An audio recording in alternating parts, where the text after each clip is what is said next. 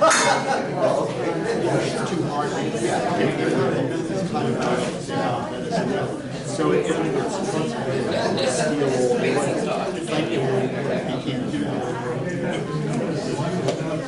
yeah. I mean, it's amazing. We're going to seize the organization and there's nothing there. It's just not doing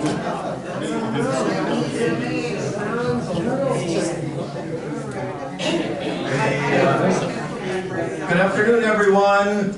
My name is Rick Sterling with the Voices for Justice in Palestine Club. We'll start momentarily.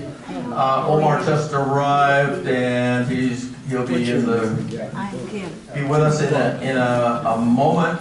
He did bring some books. That he is the author of a brand new book that's called Terms of Servitude, Silicon Valley, Zionism, and Digital Settler Colonialism. And I'm sure he's going to be telling us what that means exactly. Omar is a professor at San Francisco State University. He got his Bachelor of Arts at the University of at Cal State, Los Angeles, and then got his Master's and PhD in Comparative Literature at UCLA. So he's teaching at San Francisco State, and I've become aware of Omar some time ago. He has a very good presence. I've heard him give good speeches, and I think it's going to be very interesting today. And he's just coming through the door now. So you missed the introduction here, Omar, but I don't think there's anything that you didn't know. And just one thing, the book, Omar's offered to sell it for basically half price. So if you're interested, you want to know more about the impact of Silicon Valley, Zionism, and the apartheid and genocide in Israel and the conditions of the Palestinians, it's going to be a really good read. So he's selling it today for $15. So without any more ado, we can welcome Omar Zahzah.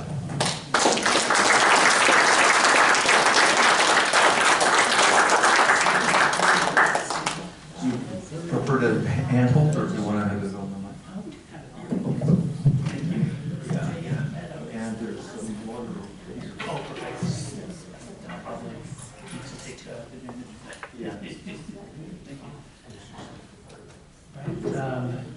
Thank you so much for the introduction and for the invitation to be here to speak with all of you.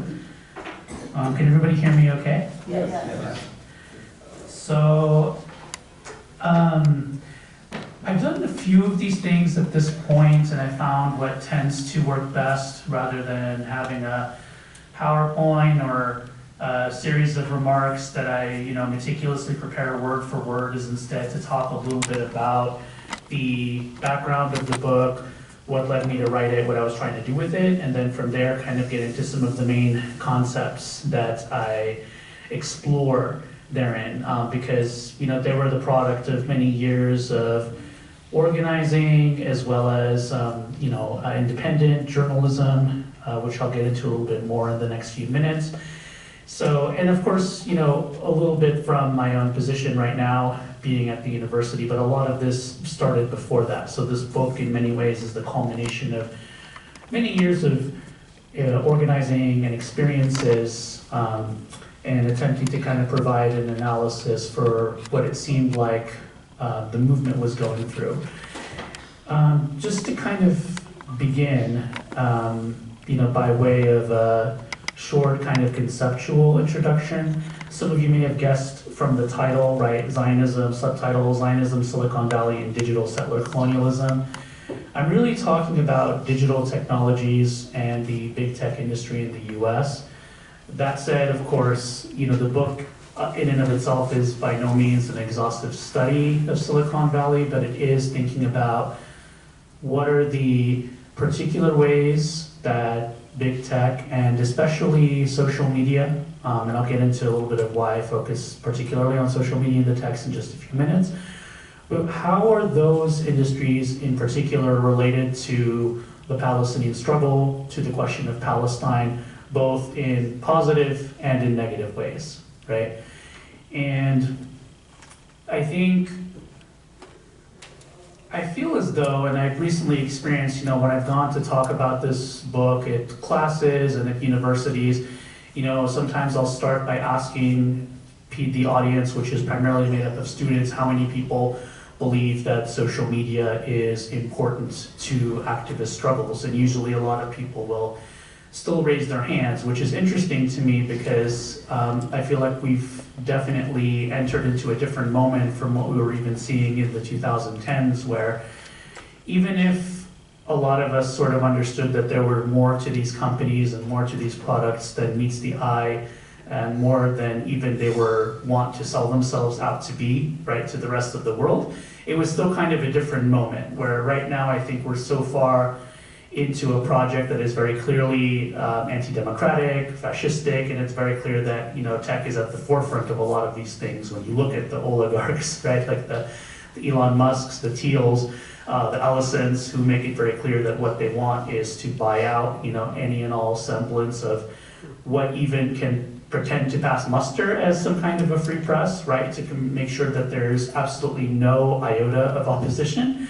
We were at kind of a different moment several years back. So it's interesting to me that people still recognize that there's some kind of utility. And I think, of course, a lot of that comes from the fact that we have this inherent ability to recognize that tools and products exist on several levels. One of the levels is, of course, how they're intended to function, how the people who make them and who control them want for them to function. But there's also always the ability for people to use them in a different way, right? And often in a way that is opposed to how they're supposed to be used. So I think when I see those students, today even raising their hand, part of what they're saying is, well, maybe we even understand that the people who make these products don't necessarily want for us to be filming demonstrations against ICE or to be using it to make videos about why we support Palestine. But we know that we can do that, and we know that we've been doing that for a long time, or we have worked with people who've done that, so we're going to continue to do those things anyway. And we know that the ability for us to use these tools to do that is still important, even as the effect of those uses of those tools is being so continuously constrained, which is what the book is about in relationship to Palestine. So, long way of saying basically what I look at in the book is the impact of social media in terms of how the understandings of the Palestine struggle has shifted over the past few years, and how and why, as a result of that, social media and tech at large has become such a heavily contested site of control. And part of that gets into looking into how Palestinians for decades, even well prior to the 2020s, the 2010s, the 2000s, have always been very savvy and intentional users of various forms of media that have always been created to really erase the Palestinian voice, right? So to kind of get into a little bit of the actual nuts and bolts background of what led me to get into the text, I really began thinking about the themes that would lead to the book in 2021. A lot of you here may recall that in 2021, we started to see more and more information and videos and posts from Palestinians in the occupied East Jerusalem neighborhood of Sheikh Jarrah, right? Some of you may recall that in 2021, we started hearing that about Palestinians who were protesting their looming expulsion by the Israeli state, from their homes in Sheikh Jarrah. And what I find now, looking back on it years later, so interesting about that moment and about what that moment would lead into is that You know, and I don't say this in any way to undermine the organizing or the activism of Palestinians themselves. What's so interesting is that in many ways the Sheikh Jarrah struggle was not unique, right? It's very common for Israel to displace people from their homes, to issue these orders saying that, you know, and to try to do them at all levels of scale, right? At all, in all shades of legality, quote unquote, and illegality, right? It's very common for Palestinians to be dispossessed, but what's a little more less common is for that not just to make the news, because oftentimes these things can be reported, you know, in international affairs divisions, you know, of various publications, and you know, usually oftentimes roundly ignored. What's different is that this moment really led to kind of a spark that continued to grow, right? And I think there's a lot of reasons for this. One important reason is, you know, I think many of us here will recall that this followed very closely on the heels of the 2020 George Floyd uprisings, where we started to have, you know, increasing activism and demonstrations, basically in response to the police murder of George Floyd.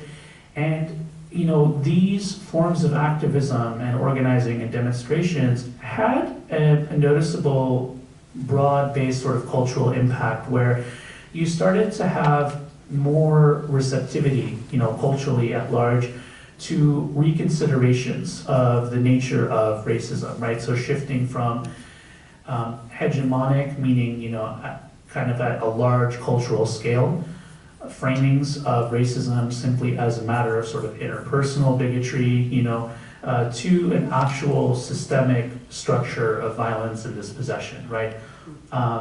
All of these forms of activism led to this noticeable kind of shift in the way these topics were framed and discussed. And I think it's, you know, this was very directly foundational to the reception that the Palestinian struggle would then receive, where shortly after this, you start to have the Sheikh Jarrah protests, and you have organizers and activists on the ground in Sheikh Jarrah, you know, using many different forms of media, including social media, to, you know, talk about their struggle, to advocate against their dispossession, and increasingly to speak to not just local media, but to increasingly global media about not just Sheikh Jarrah, but the Palestinian struggle itself, right? So a big part of this moment, similar to what we saw in 2020, was this conscientious push, you know, by Palestinians and by their supporters away from an understanding of the Palestinian struggle as something that was the result of what we often hear from the corporate media, or what people refer to as the mainstream media, as, say, a religious dispute, right, as a centuries-old struggle. All of these different forms of propaganda that basically erase the actual material character of the Palestinian struggle as a fight by an indigenous people against settler colonialism into something that's, again, right, about interpersonal differences, about two groups of people who have the same level of power and agency that just won't get along with each other, right? In 2021, you don't just have organizing and activism against a particular form of displacement, you also have these organizers really challenging the narrative at large. And we start to see this have kind of palpable effect in terms of how the struggle is framed and in terms of who is increasingly platformed, right? In this case, we start to see Palestinians like Ahmad al-Kurd, who was, you know, a big figure in the Sheikh Jarrah moment. You see Mona al-Kurd, you know, you see other Palestinian journalists as well being increasingly platformed and given the space to say things that ordinarily would not be entertained within the halls of the legacy media, right? All of a sudden, these types of messages, there starts to be greater receptivity for them. So, you know, and of course, as I had mentioned earlier, you know, part of this, not the whole story, but an important part of the story is social media. Not because, you know, these companies, as they've often told us, you know, and I'm talking here about what we now call Meta, so Facebook and Instagram, or, you know, Twitter, X, right? These outsized platforms that we had also seen get a lot of credit, in moments like the so-called Arab Spring, or even during Occupy, right? All these earlier moments in the 2010s. Often these companies have said, we're here to create a new democratic square, right? We're here to provide spaces so that those who have been on the fringes of society, can finally get their own voice. All of this, nice, slick sounding PR, right? Of course, in actuality, this had always just been PR, for the purposes of sales, for the purposes of getting people more invested in their products. But nevertheless, again, going back to this point about how there's the intended use and there's this other kind of potential use, we had seen people, right, to a certain extent, try to get these, forces to kind of put their money where their mouth is and actually use these for counter-hegemonic purposes, right, or purposes that oppose the status quo and the messaging that is the most beneficial to the broader imperialist and capitalist world order, right? So, again, in 2021, being kind of a continuation of that same tendency, we are seeing more and more activists and journalists and organizers, both Palestinians and those in support of Palestine, post about Sheikh Jarrah, or they start posting about the incursions into the Al-Aqsa Mosque that occur at the time by the Israeli occupation forces, or their post about the then most recent bombing campaigns in Gaza, right? And, all of a sudden, at a moment where you've had, an increasing receptivity, on a kind of a broad-based cultural scale to these messages, where you seem to have kind of a narrative shift, or at least kind of a narrative recalibration, if you will, right? All of a sudden, these companies who had provided the platforms that had lent themselves, to this broader process, however unwittingly, right? Because I think today we can see that this clearly was not in their ultimate interest, right? They start to kind of try to pull the rug out from under everybody, right? And you start to see where on the one hand you have the platforming of all of these messages, all of a sudden you start to see massive censorship instead, right?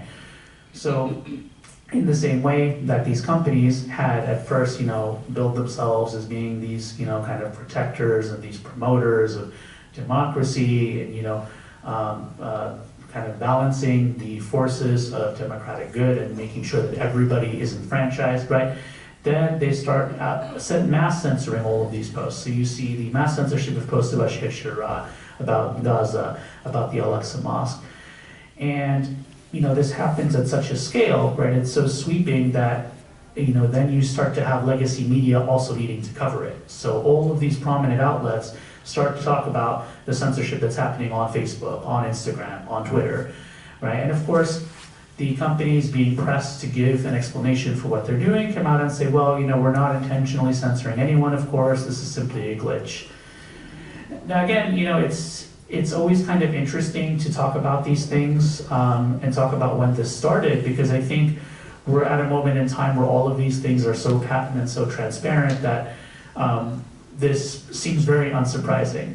But, again, those 4 or so years ago, when all of this was happening, it was relatively novel at the time. There had, this wasn't the first instance of censorship, but I believe this was one of the first real blatantly targeted censorships of posts about a particular cause that reached such a scale, that was global in its nature. And so it was relatively unprecedented at that time, where you have an entire group of people, the struggle of an entire group of people being completely censored. Now it's become normalized, which is part of what the book basically sets out to kind of archive, right? That we've seen this play out in real time to the point where all of this is now standardized. But again, this was a little bit novel at that moment.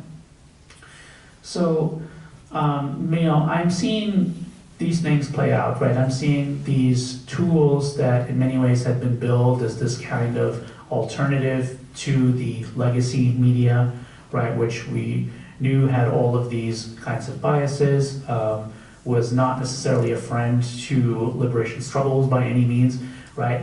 It had a very particular political line that applied, especially in relationship to Palestine, often denying Palestinians permission to narrate, to use the phrase of Edward Said. And then all of a sudden, at the very moment, you start to see this narrative shift made possible, partly as a result of this very intentional usage of these tools by Palestinian activists on the ground. Then they start trying to reinforce the very forms of censorship that they had acted as an alternative to, in the beginning.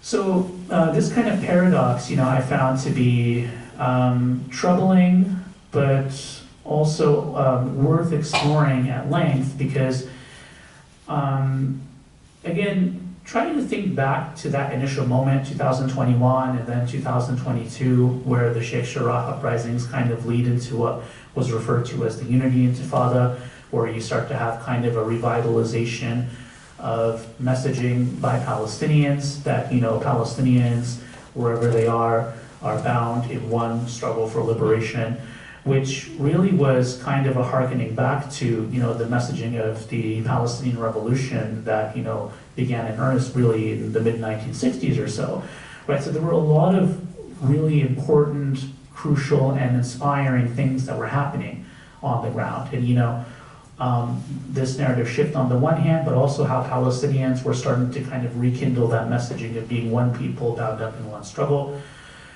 All of that was very powerful.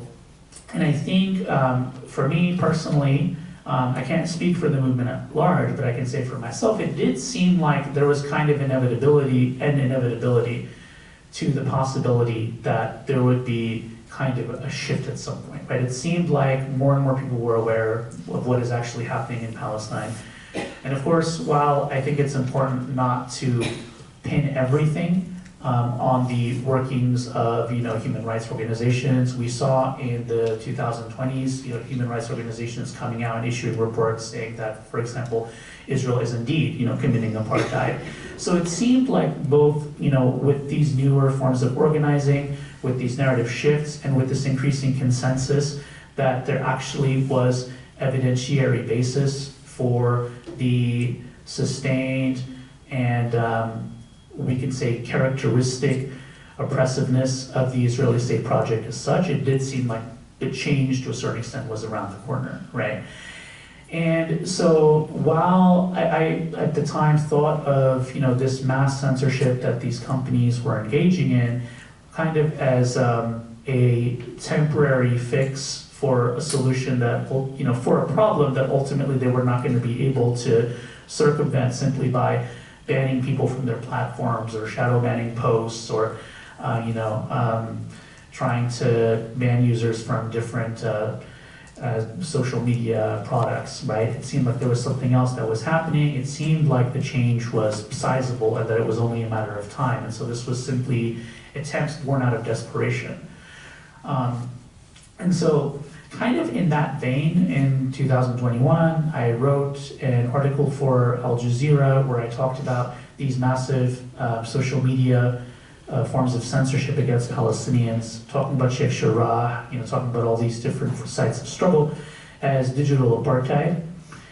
And, I did this out of the conviction, going to the definition of apartheid as meaning separation, right? At that time I was thinking, well, this is an attempt by these companies to kind of digitally isolate Palestinians in the same way that the Israeli state functions by, creating a completely unequal society, right?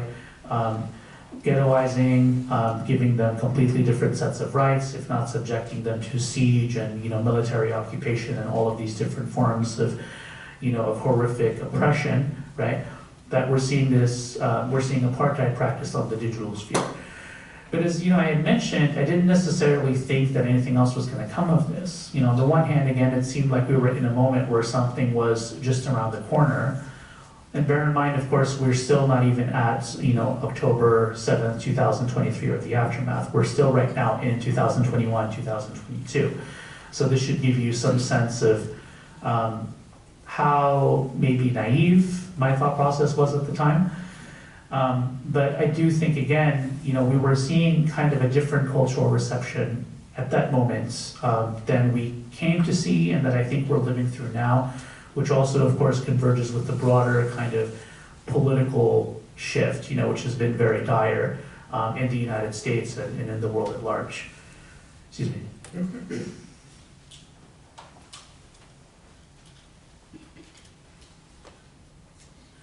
So, and just for way of further background, something else I'll mention too is another occurrence that was kind of formative to my thinking about these topics.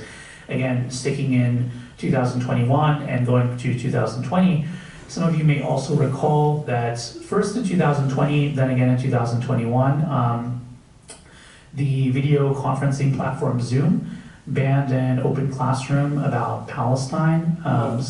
So do people remember this? No?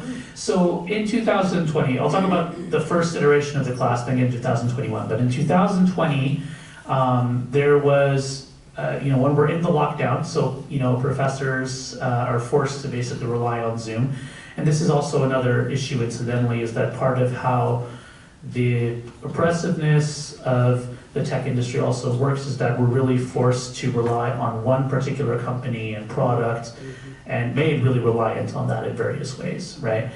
But so in 2020, you have a classroom that is going to take place online that is hosted by the Arab and Muslim Ethnicities and Diaspora Studies program at San Francisco State University, founded and led by the director, Palestinian feminist professor, Rabal Abdul-Hadi.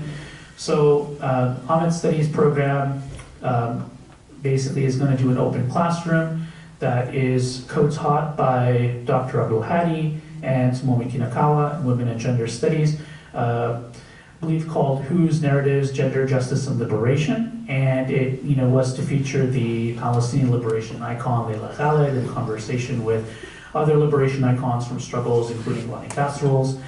Basically, it's going to be it's an online classroom, but the idea is that it's an open classroom, meaning anybody from around the world can tune in and participate.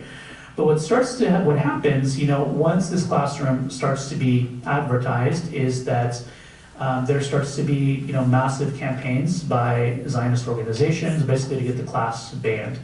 Does anybody recall or know of the app ACT-IL? Has anybody heard of that before? What's it called? ACT-IL. So ACT-IL, I believe at this point it's defunct, but basically it was an Israeli-aligned app that works by getting its users to go on various quests. So it kind of turns a lot of different tasks related to, getting talk shut down or, targeting particular individuals who are a little too active on Palestine, targeted in various ways. It turns them into games. So in this case, the app created this task for users, which was to complain to Zoom that this class was taking place, to basically engage in various actions, registering your outrage to make sure that the class is canceled. The demand is always cancel the class, right? So, this happens on such a scale, right, that Zoom eventually does capitulate and actually says, okay, we're not going to allow this class to occur on our platform. So I can't say for sure that, this is the first time that Zoom has banned a meeting. I don't necessarily think that that's the case, but I do believe that this is the first time we've had a classroom, during the lockdown phase of the pandemic, explicitly and directly banned by Zoom, right? So of course this happens, they attempt to do the class on other platforms, including YouTube, which also pulls the stream, and then Facebook as well, doesn't allow it to take place. So there's just this massive cross-platform banning that's happening. And then, in collaboration, I believe, with UC Riverside, there's an attempt in 2021, April 2021, to redo the same class. And again, Zoom says that they're not going to allow it to proceed. So, this was also an important kind of background for what I was thinking through in terms of this paradox that we have, where on the one hand, these digital platforms allow for more access and make particular frameworks and particular perspectives more accessible. At least they have the ability to do so. And yet, in practice, they end up being just as, if not more, censorious than the very platforms they were supposed to be the alternative to in the first place, right? So even as we're seeing narrative shifts and kind of changes in perspective, and in messaging around Palestine in the early 2020s, we're also seeing an increasing tendency towards censorship and towards erasure and towards banning. Again, the very practices in relationship to Palestine and Palestinians that these platforms were supposed to be the alternative to, right? So, but again, in 2021, when I'm working on this article and I talk about the Zoom incidents and I talk about Sheikh Jarrah, I'm thinking that this is really a temporary site of struggle because again, it seems like things are changing, right? But I think as our current reality is going, I don't need to give anybody a spoiler alert. We know how things turned out. And the Al Jazeera piece does not end up being my only piece. And I just, by way of quick background, in this moment in time, I'm not yet in academia, or I'm not in academia any longer. I finished grad school, but I'm temporarily working at a nonprofit called Eyewitness Palestine. Some of you may have gone on delegations through them, but basically, it's an organization that does delegations to Palestine, and I had the role at the time of education and advocacy coordinator, so I was training delegates who would go to Palestine on, Palestinian political history and racial justice. So that was also the world that I was enmeshed in. But after this piece, I started to be asked to work on more pieces for other outlets, including Electronic Intifada and Mondoweiss and Palestine Chronicle, probably the things that all of us read. I should know, I think we can take these for granted, as good publications, but I think they also play a very important cultural role and historical role because these are publications that really emerge at a moment where, again, to go back to the potential versus the application, you have these innovations in the internet, in blogging and in websites that allow for more people to actually create content that allows for kind of this shift away from simply looking at people who nominally or vocationally work as journalists, right? Or as various media aligned figures. All of a sudden, more people can start producing content and then spread it, right? And so, sites like these are an important outgrowth of that moment, and I would argue kind of a continuing vindication of the potential of that moment because they continue to do exactly what these innovations in technology should have really continued to promote, which is this power to democratize information and to really allow for people to have grassroots media and messaging, right? That is shared with the rest of the world rather than continuing to entrench kind of a monopoly on narrative control in the hands of a few elite actors who ultimately are aligned with the project of imperialism and dispossession, right? Of course, they usually won't say that outright. They'll say the opposite. We're interested in democracy and we're interested in freedom of expression, right? But ultimately, the internet and then the kind of digital innovations that would result from it that we're living with now, I think we've seen that rather than challenge the stranglehold, the corporate stranglehold on our messaging and on our media, they've actually entrenched it, with their own kind of brand because now big tech is its own industry, that is interested in entrenching its own power and social control rather than truly democratizing anything. But in any case, so the things that I've been asked, they started to continue to be asked to write were basically about the various ways in which we continue to have the digital oppression of individuals and groups related to the Palestinian struggle, right? So the continued banning by prominent individuals and accounts by social media companies, the online doxing, or basically the spreading of personal information for the purposes of inciting harassment against people or getting them fired from their jobs or both, right, by websites like Canary Mission or Stop Anti-Semitism. All of these different forms, basically, of digital repression. And so the more that I was asked to work on pieces like this and that I continued to develop them, it seemed to me that these issues really were not going away anytime soon. And I also thought about how we had started to see kind of more of a growing disenchantment with the big tech industry and attention to some of the things I've been discussing, right? Namely, how this industry that had really promoted itself as being kind of a social savior in many ways, as the antidote to various forms of social oppression, actually proved itself to be a very apt force for strengthening those different forms of oppression. So what I mean is we started to have studies like Safia Noble's Algorithms of Oppression, right, or Ruha Benjamin's Race After Technology, all of which talked about how, for all of its messaging, big tech as an industry was really fortifying things like anti-Black racism and white supremacy, or misogyny, right? So again, not really being the antidote to social oppression, but really actually fortifying social oppression in many ways, right? And strengthening it. And yet at the same time, I thought about how there really wasn't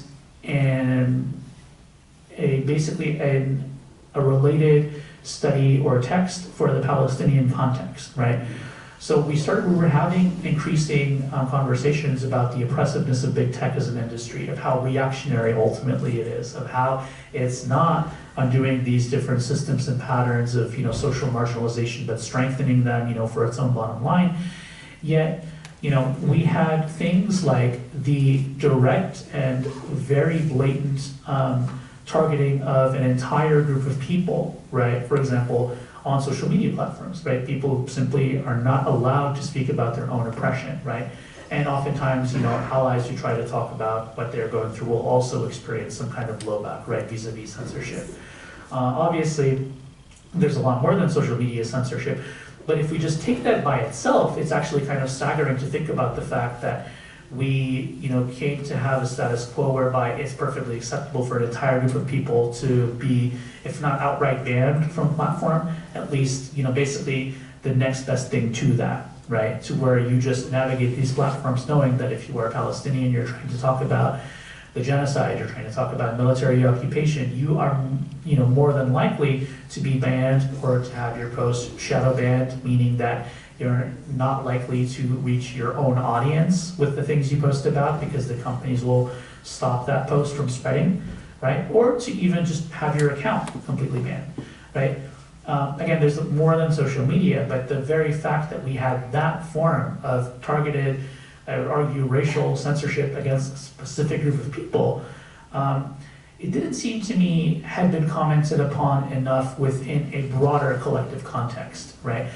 And I want to be clear here that I'm not talking about the movement, right? Movement, we have many great publications. We have the ones that I mentioned, the Electronic Intifadas, On Devices, Palestine Chronicle. We have a lot of great organizers and thinkers and activists who have, written many wonderful things, and a lot of which I cite in my own book. But what I meant was more of a kind of generalized audience than just the movement itself. It seemed like the forces that were turning a more critical eye to tech, but weren't necessarily in the Palestine movement, nevertheless should have really been paying more attention to Palestine than it seemed like was the case. And, so then it occurred to me to think about the potential utility of doing a longer work that talked about both the Palestinian struggle and about how, tech as an industry in and of itself is revealing itself to be inherently repressive. As many, critics had begun to talk about more and more, especially as you started to have more of the disillusionment post-2010s really sinking in. So, with that in mind, I basically, took the series of articles that I've written, started to develop a pitch, and went to a press called the Censored Press, which some of you may know because it's basically the publishing arm of Project Censored, the critical media literacy nonprofit, right? And I went to them with a proposal for this book, and I should say that I did so with the encouragement of Nora Barros-Friedman from the Electronic Intifada. I talked to her at the time. I said, I don't see a lot of kind of broader discussions of the oppressiveness of big tech in Palestine. Maybe a book like this could be a good idea. What do you think? And she said, you could consider Project Censored. We are going to look for Palestine-related works. So if these interests align, then maybe it could work out. So went to them with the pitch in around the end of 2021 into 2022.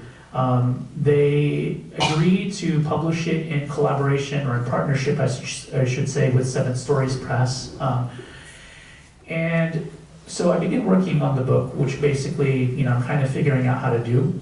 And then a little bit into that process, then we have October 7th, 2023, and we have the latest genocide in the Gaza Strip. And I'm not going to belabor this point too much, but I will say that proved to be a moment where it felt difficult to continue working on this project.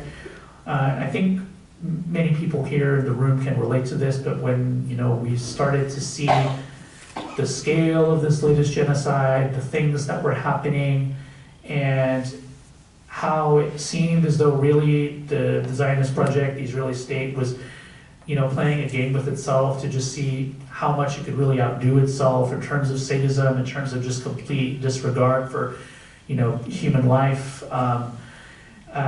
It not only felt difficult, but it felt like the wrong move to work on things that were about, an individual project rather than just going to demonstrations, thinking about different fundraisers and forms of mutual aid, basically how to be collective rather than be individual, right? So for that, I kind of, put the project on the back burner for a little bit and, focus on other things, including, continuing to try and teach at a moment where we had just had the genocide begin. And I should also note, although I had said that the book began before my academic position, I also teach in the Arab and Muslim ethnicities and diaspora studies program. So in many ways, my job actually is to teach Palestine. So I was actually also figuring out how to teach Palestine while the genocide is beginning and while I'm saying, well, probably a book is not the thing to be doing at this moment in time.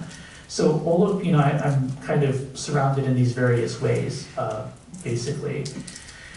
But then, and I don't know, I don't want to extrapolate onto other people, so I'll just speak for myself. I also felt as though I did reach a moment where, again, perhaps this was an unfounded idealism, but when the genocide began, I think I had some kind of an expectation, however misguided, that eventually you're going to have some kind of broader intervention, or at least some kind of broader substantial intervention, right? And again, I know we've seen things like the ICC ruling, we've seen great displays of international solidarity, so I don't want to say that nothing has happened. We've seen, scores of genocide scholars come out and say that what is happening is genocide. All that's very important. Of course, we've had, the student intifadas too, right, which we also experienced in San Francisco State. But to a certain extent, I think what we're also experiencing was one kind of the disappearance of the veneer of this of the international rules-based order, as it's often referred to as. And there have been thinkers who said things like, effectively Gaza has broken the international rules-based order, and many of the elites have been willing to let this happen, right? So I do think that there was something of a kind of semblance of a broader collective sense of rights and well-being that we are protecting, that can even sort of counteract against the broader inclinations of the iniquitousness of imperialism, as we're living through it and living kind of in the belly of the beast regarding. I think there was a sense that there could be something else, kind of a counterbalance, and I think we've seen intentions, but we haven't seen the materiality really reflect that. And this is a little bit of an abstract way of saying that basically, realizing that there wasn't going to be kind of a broader intervention that was going to completely shut down the capacity, of this colonial project to engage in genocide, led me to another conclusion, which is that all of us are plugged into many different contexts and circumstances, and rather than simply choosing one as the context or the circumstance, to try to work against genocide and to advocate for Palestinian liberation, we can be thinking of how to do multiple contexts, and to use them in that way. And so I kind of realized that, to a certain extent, I, had an important platform at my disposal that I could try to use for this purpose as well, in addition to the other activities I was engaging in, which was this book project. And part of it, the importance of that is not to have a publication or to have another publication, but also because although, I shouldn't say although, what had seemed novel, again in 2021 with this massive scale of censorship where you just had so many posts and so many, individual users effectively being unable to navigate these platforms while talking about Palestine. Well, that was a novelty to, the world and to the legacy media at that moment in time. Now it had become so streamlined, and it had become so streamlined at the very moment where it's all the more urgent for every bit of information, for every video to be able to get out of Gaza and, to come out to the rest of the world. On the one hand, to inform immediate action, and secondly, to allow for an archive of genocide, because of course, there needs to be immediate action and resistance that's happening, but there also needs to be an archive that is going to be there for the broader accounting that takes place, right, in terms of the liability for genocide, right, in terms of the actual taking of action. And in order to do that, we need to understand the full scale of what has happened. And that's what the archive is for. The archive is for the full scale, right? And so, and I basically realized that in and of itself, the book could be an instrument that could help a little bit, right? And, help perhaps by providing language to talk about what I felt hadn't been talked about enough, which is, the significance of the fact that we've had the Palestinian people and the Palestinian struggle be something that is so targeted within these very platforms that have built themselves as being, kind of the harbingers of kind of a truly democratic order, right? And we've had this prior to the latest moment of accelerated genocide, but we certainly have it at that moment as well. And so it's important to think about these forms of censorship and repression, not just as things that are kind of par for the course when you're using these platforms, but their own extensions of colonial oppression, right?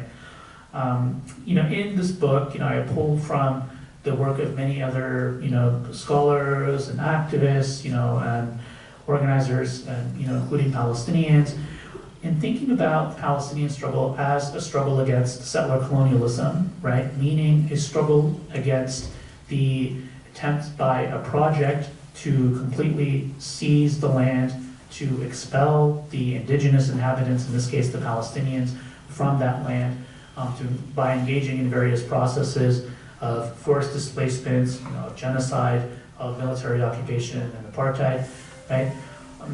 This settler colonial process, right, is of course physical first and foremost, but it relies on a lot of other instruments in order to realize its ultimate goals, right? And so what I was doing in the book basically is talking about these normalized forms of digital oppression of Palestinians as a digital extension of the physical settler colonialism that Palestinians as an occupied and colonized people are subjected to. So part of developing the analysis a little bit more from when I first started thinking about this in 2021 was to move away from the language of apartheid. Not because apartheid is necessarily wrong, but I realized that, as a framework, it's a little bit incomplete, because what Palestinians are struggling against is not just separation, it's not just being isolated, but the isolation itself is one instrument of a broader process of oppression, and that process is a colonial process ultimately. So in place of digital apartheid, I started to use the term digital settler colonialism. And I'm not the first person to use that term. I borrowed it from other scholars, but I tried to use it in a slightly different way. And there's two particular ways in which I was using it. First is simply to think about how digital spaces become weaponized in ways that promote or advance the colonial project itself. So in this case, how do the internet and digital technologies become weaponized to better facilitate Israel's physical processes of settler colonialism, including apartheid, military occupation, and genocide.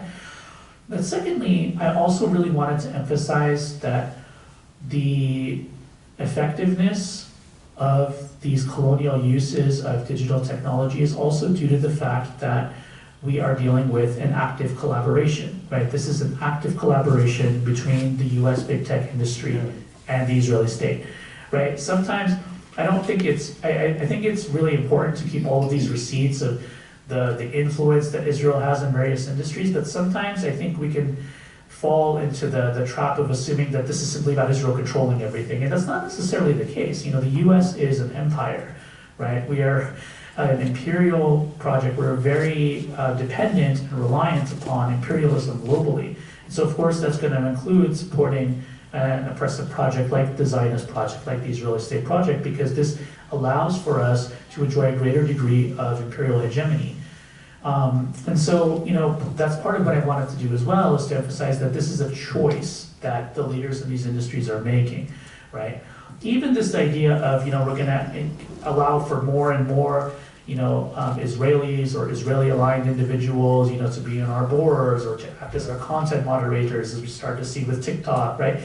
All of that is also a choice that these companies are making, you know, that's really, and that's a choice that is rooted in what is best for our bottom line, prioritizing this rather than prioritizing the things that they give lip service to but really have no actual interest in, right? And some of that also gets into understanding how, even though it may be unique in terms of the specific manifestations of technology and what it does with technology, the tech industry in some ways is, you know, is very related to what we saw in terms of the legacy media industry, right?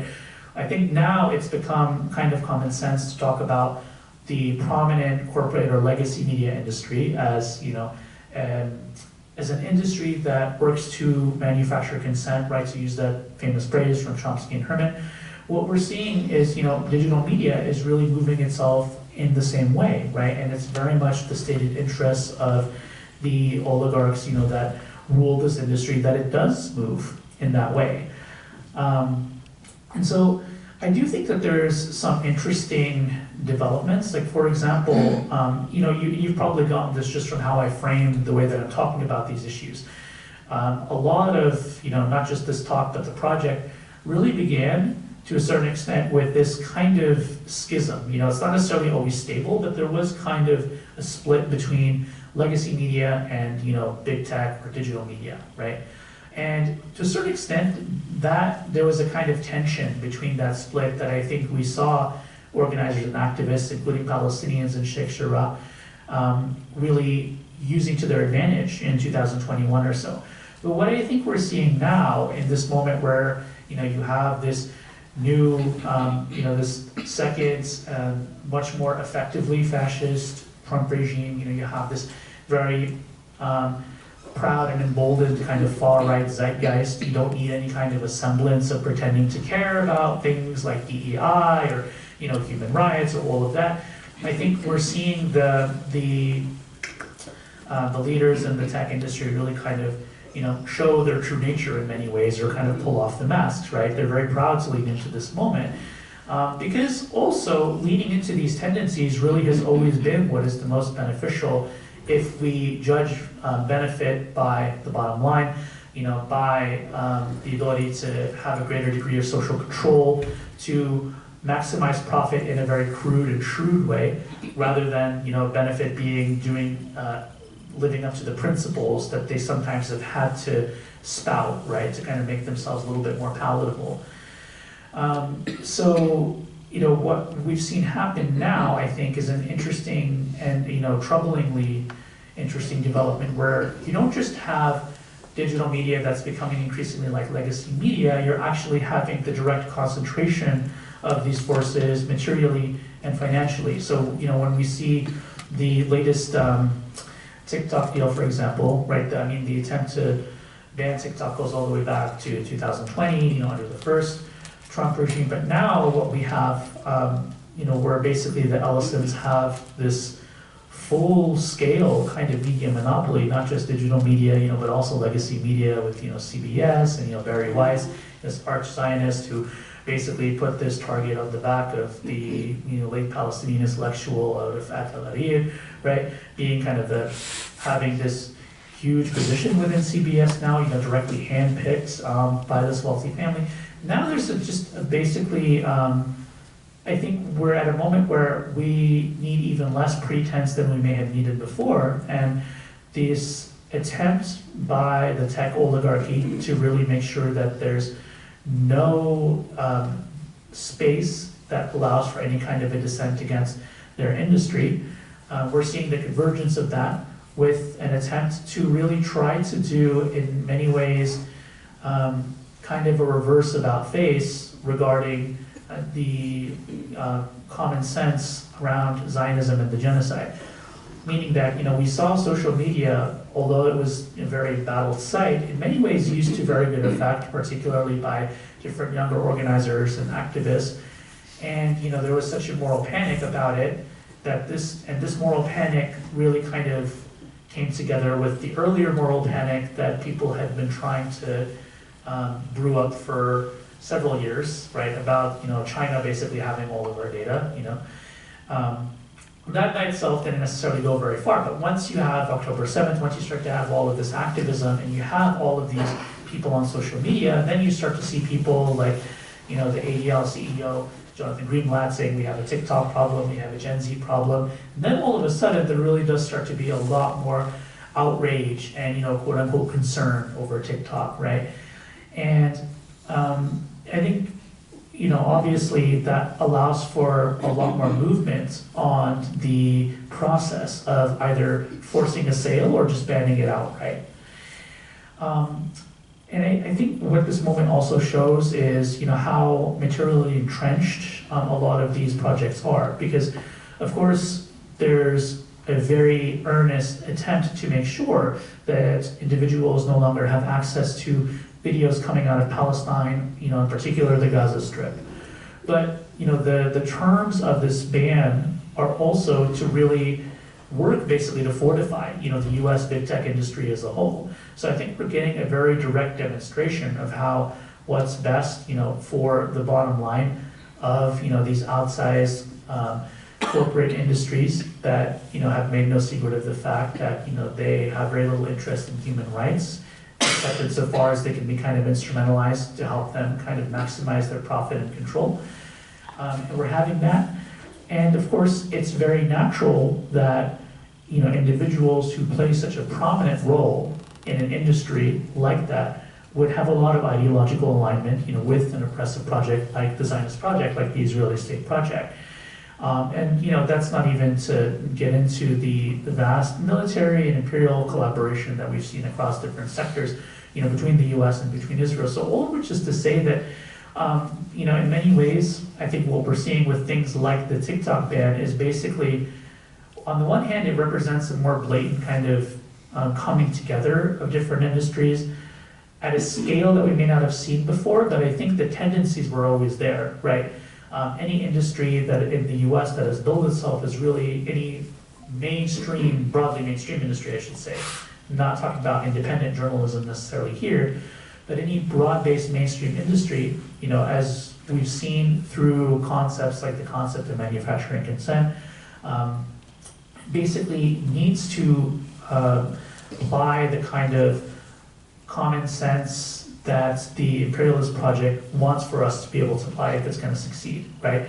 And so the fact that we have legacy media moving in this direction, in many ways, it's not to say that the digital media had to, in some inflexible, rigid sense, move in that direction, but it was pretty likely that it was going to, especially when, again, these are industries that are concerned first and foremost with generating a profit and with being successful and within this particular status quo.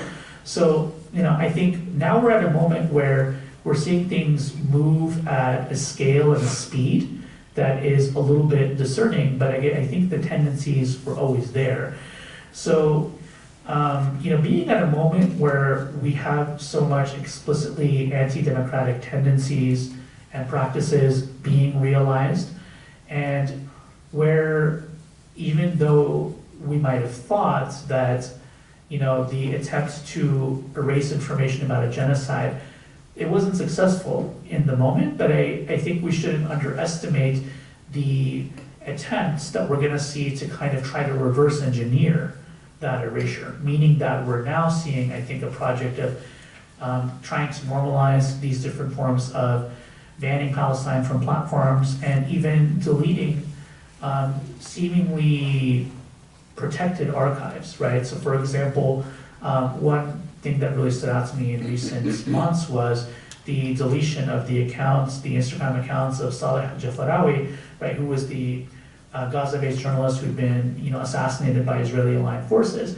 And, he'd been very open about the fact that, he was being targeted, he felt he could be killed at any moment, but also, had intended for his accounts to act as a kind of archive of genocide. And we saw Meta delete those accounts. So I think we're actually going to continue to see a lot more things like this. And so, they couldn't stop information about the genocide, coming out in real time, but I do think we're going to see an attempt to continue to try to erase things in retrospect. And I think that is going to gain a lot more traction with things like, the TikTok sale and the increasing concentration of hegemonic social media platforms going in this avowedly anti-Palestinian direction, right? And in many ways, Meta has been the company that I think has set the model for how to do this, right? Not just to engage in these practices that you kind of provide fake excuses about, but also to slowly start to introduce things into your own community standards that basically normalize the direct conflation of anti-Semitism and anti-Zionism, so that you already have a situation where users can effectively have posts flagged, for charges that they're not really actually reflecting. And then you see companies like Twitch kind of follow suit and issuing their own policy regarding how they're going to police anti-Zionist speech on their platforms. So all of this is to, I think I'll kind of bring this portion to a close just by saying that, I felt, in doing the text that it was important to think about these particular aspects of censorship on digital platforms as their own facilitation of a colonial process. And I think it's really important to kind of keep that in mind, even as we see developments like the current configuration of TikTok, like, the explicitly and even proudly anti-democratic bent that a lot of companies are leaning in this latest Trump moment. And to seriously think about, where do we go from here, right? So I think it's a little bit of a bleak note, but the takeaway for me, and even in working on this project, and I always tell people that I've become a lot less optimistic about platforms and a lot more optimistic about people. And what I mean by that is that, when we think about media in Palestine, and we think about Palestinians engaging with media, as a part of their struggle, we realize it's always been the history of people using media in a way that it wasn't supposed to be used.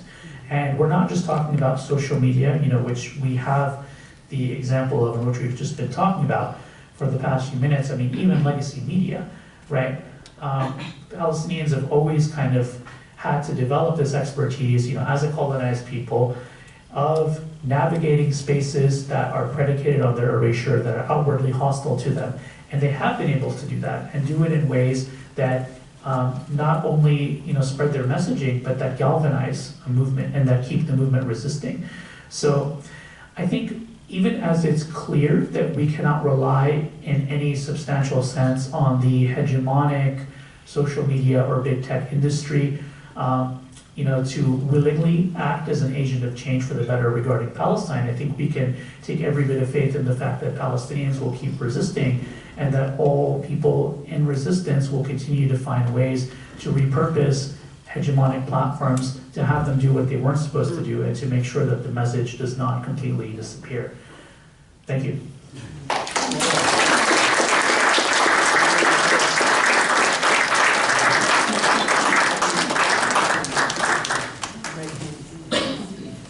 Thank you, Professor. I think I now understand what your topic is. That was very interesting. Before we open it up to questions, I want to remind people that you can now pay your dues for this year. You have to think what the year is. 2026. It's only $10 still, so we'll hope you'll pay or join if you haven't already. If you do want to be on their email list and not join, you can do that too at the back of the room, or you can always take a check to join to Gateway and put it in the Voices box there. So, let's open it up for questions.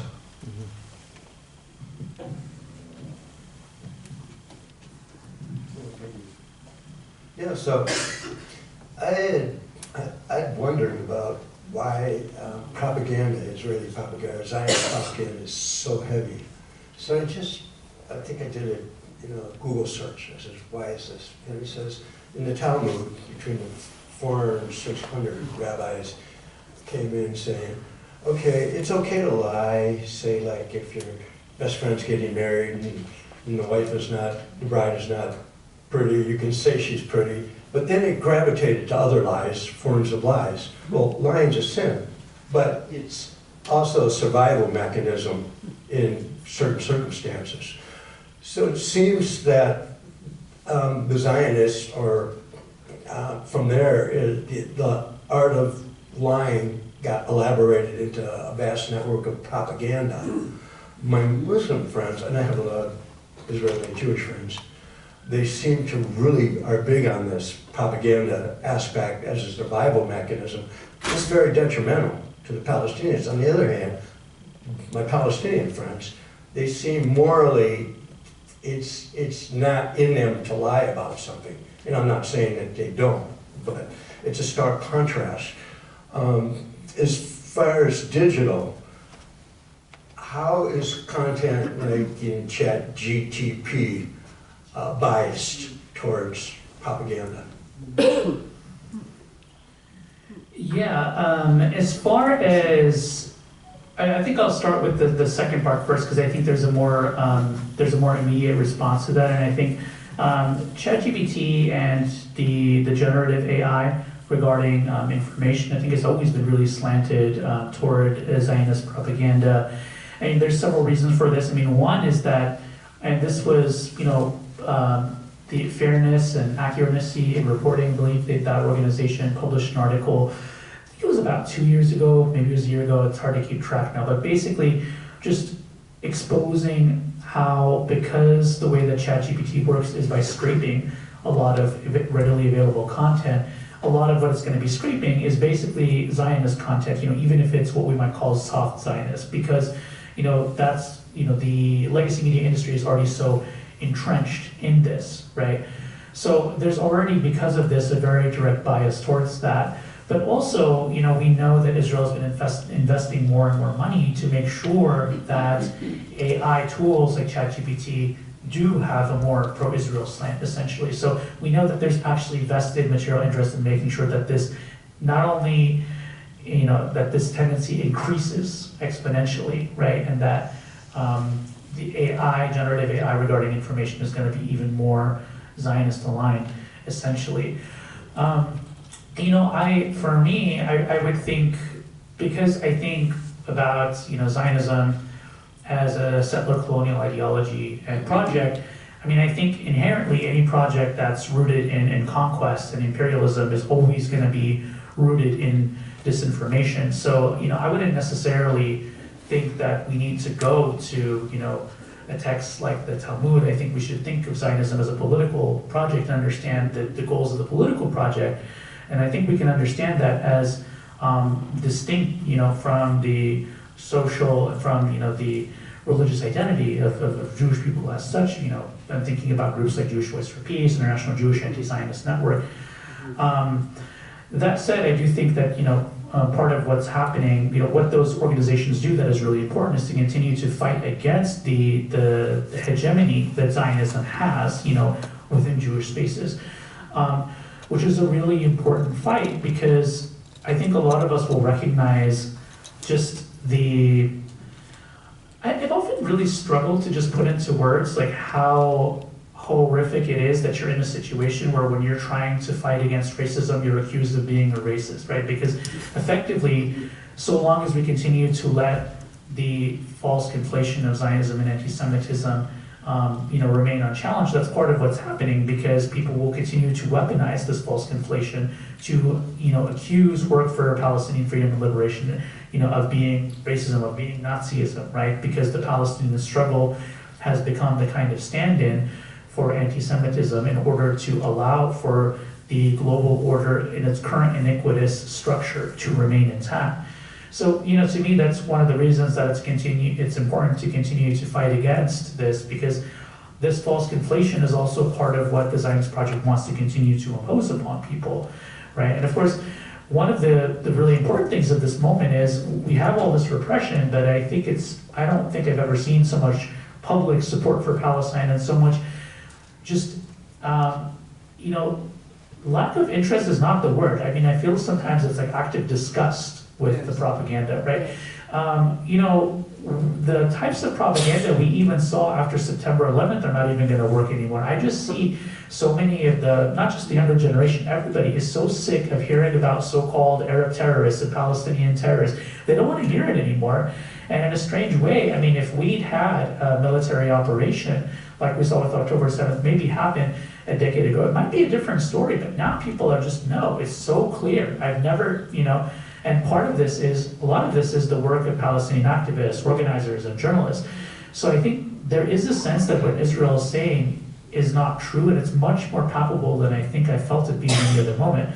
And so we need to continue to fight that, is what I wish to say. Yeah. Just a quickie to that is, can we generate content that can be picked up by AI, positive content? So, I mean, I'm personally a little bit even wary of relying on AI just because so much of the industry that's behind it is, like the OpenAI, for example, being in league, with Oracle and OpenAI, just the industry itself really relying on so much environmental depredation, and also the way that the leaders of the AI industry are really trying to push this product to be normalized in ways that just eliminate so many different types of jobs. We're struggling with it at the university now, even where our university, San Francisco State, is trying to give AI degrees, right? They want degrees in AI. And, there's a push to have more and more normalization of AI in our classes. And, we're trying to, all of it's a mess. So I wouldn't necessarily think of how do we, on a broad-based scale, use AI, although I know that there are individuals involved with what they call ethical uses of AI. But stepping aside from that for a moment, what I do think is the more information we produce, the more things that are available and able to be pooled into kind of a broader compilation, like the kinds of things that people will see, right, when they do, when they use these AI products. The issue has always been one of scale, though. People in independent media, people who are in these movements, we don't have the kinds of scale that people enjoy with the legacy media. So at the very least, the answer has to be to continue making as much content as possible with as many different groups as possible. This isn't necessarily an antidote for the question of scale, but one of the amazing things that we saw in the early 2020s was, Palestinians had caught on to this, and in many ways, they tried to use social media, which is often a site of just individual consumption, for collectivist purposes. So for example, Palestinians in Sheikh Jarrah would use Instagram Live, and they'd invite all different Palestinians to come on and speak. And so in that way, everybody was kind of pooling their platforms to make sure that as many people as possible could see what was happening and then talk about it. So I think to a certain extent, we don't have the scale, but the more that we try to be creative about how we create as much content and spread it as much as possible, that needs to be, where our mind is going. Not just how do we get the message out, which is important, but how do we work together to maximize it as much as possible, and how do we get creative about how we spread it and make sure that it has some kind of a depth. Because right now, the project is to erase things and to make sure that we don't have any inch of room to get these messages.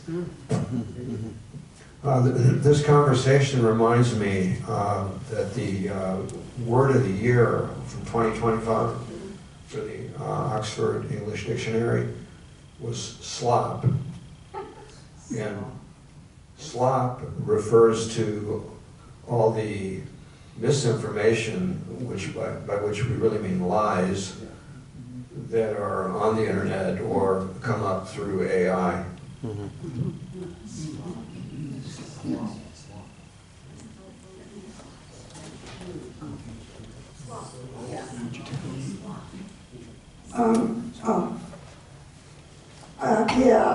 I get a lot of my information now from YouTube, alternative podcasts, media.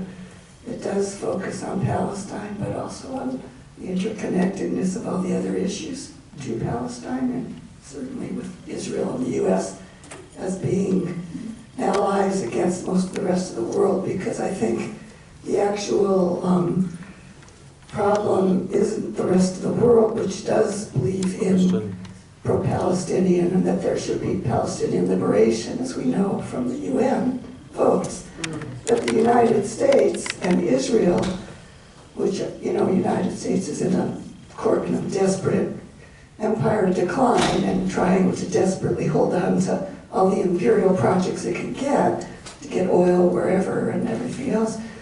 In the meantime, the question I have is kind of was a twofold, but one was because I watch these programs like, you know, the Dialogue Works and the Duran and Judging Freedom and the Gray Zone, all the ones that will tell the truth. How long do you think that's gonna not be censored? It's YouTube channel or whatever you'd call that. And I'm just curious that they're letting that go, and if you anticipate at any time that will be censored. Yeah, I mean, I don't have a crystal ball, but I definitely think we're going to see more censorship. I think it's always a little bit trickier to censor the individuals or the shows that have, you know, kind of sizable platforms, but I don't necessarily think that means that they haven't tried it and they won't continue to try it.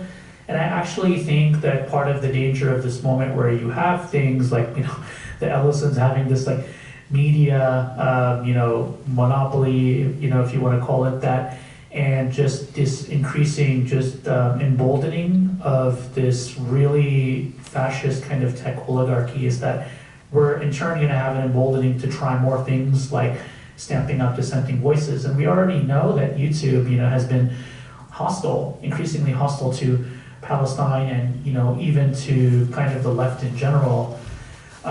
You know, since really in 2016, what happened with this story or this narrative, you know, the Russiagate narrative, some of us may be familiar with that, but basically that Russia had hacked the elections. And this actually gave these tech companies the perfect alibi to do what they had always wanted to do anyway, which is to censor the left a lot more, because all of a sudden they could say, well, we just want to promote, you know, reliable information.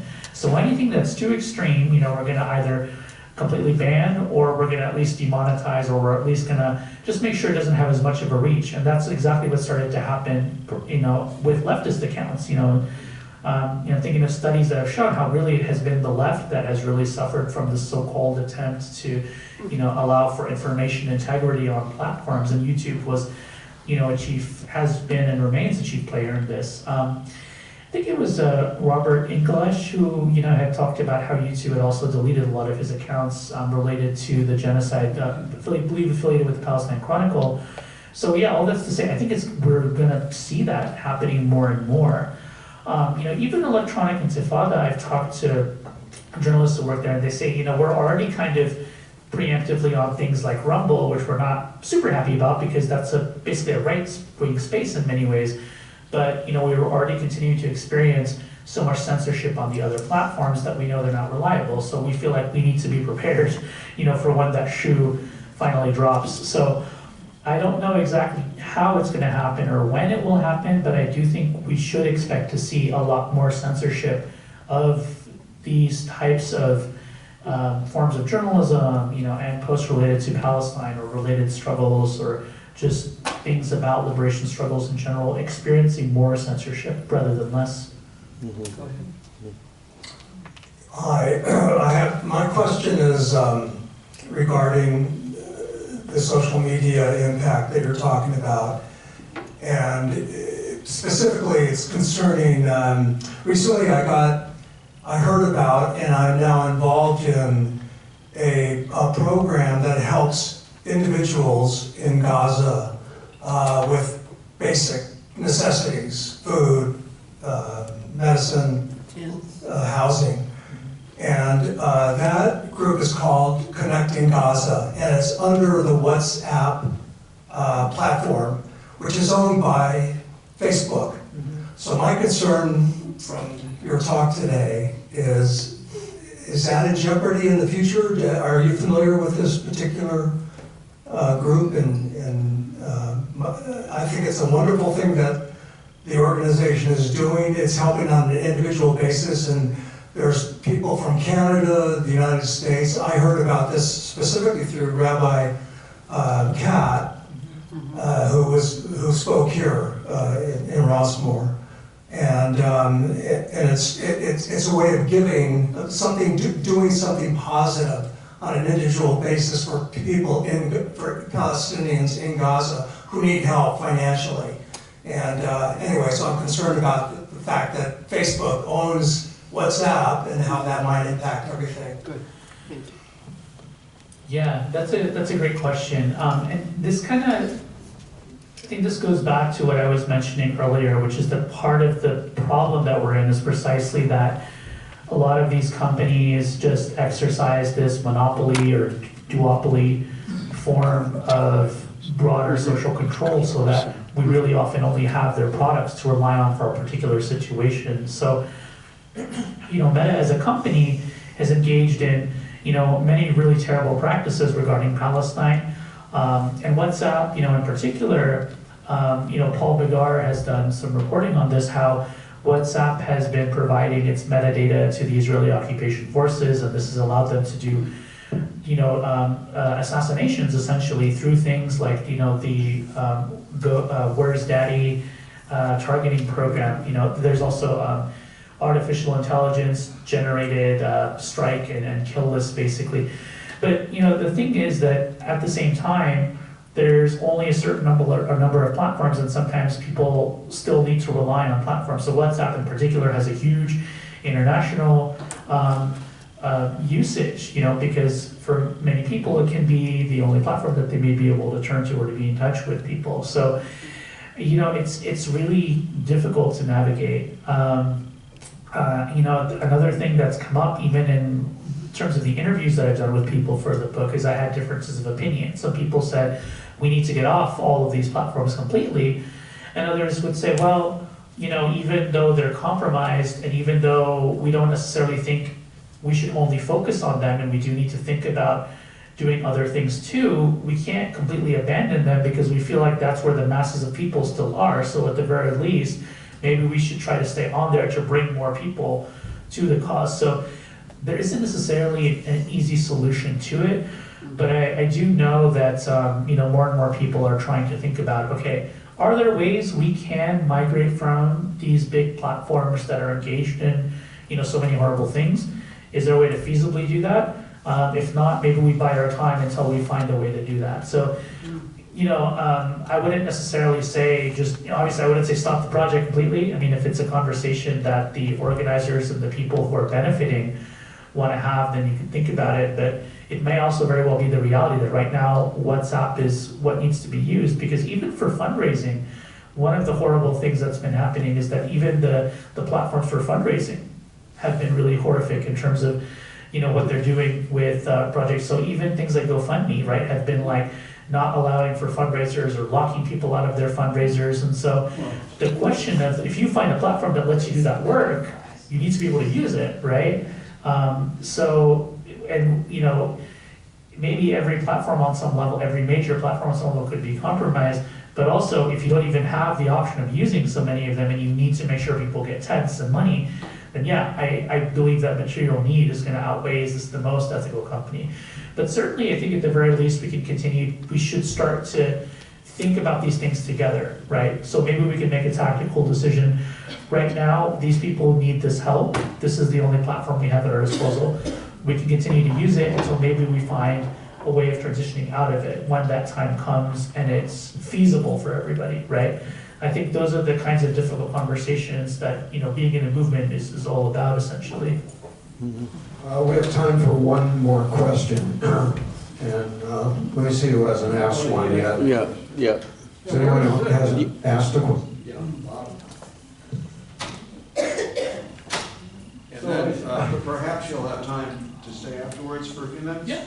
Okay. So where's the hope in all of this? You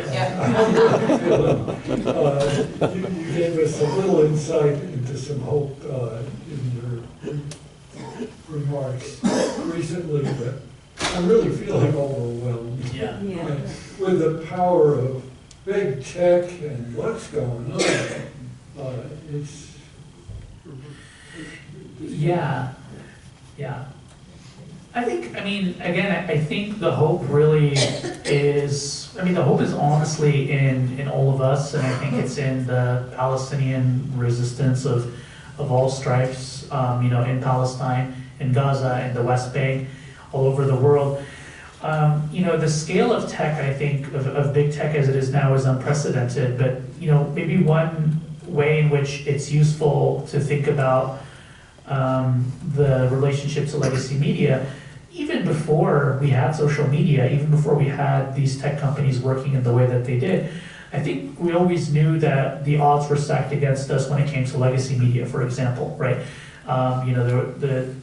The information apparatus was always very much aligned against Palestinians and really aligned against anti-imperial struggle in general, and yet people continued to resist. They made their own independent media, they created their own messages, and they created more and more organizations, and they continued to push back, and they pushed back in really this literal David and Goliath sense, where they knew that they were going against not just the empire, but all of the industries that work to really launder the empire's image. So in many ways, it's the same struggle now. It's just we have a distinction in terms of the tools that are being used and the scale. But I think we've, fought that fight, for many, many decades. And, Palestinians have in no way stopped resisting, even when things seem the most hopeless, right? Palestinians continue to resist, and I think that should give us all hope. And what should also give us all hope is this is essentially the same fight we've always been locked in, right? It's just that we have some newer players now, and we have some new, toys, if you will, that are making things a little bit more complicated, but it's the same fight we've always been locked in, and I think we've always known what the stakes are, and we just need to continue going 100%, no holds barred, until liberation for all people. Thank you.